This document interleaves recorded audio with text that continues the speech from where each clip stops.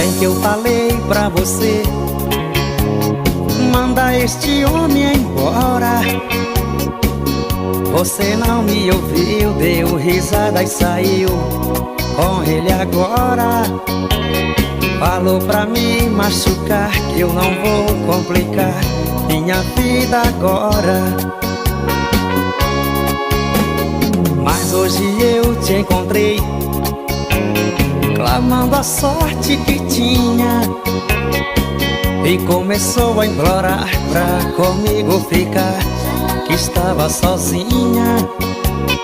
Ele lhe abandonou e de casa expulsou pra ficar com a vizinha.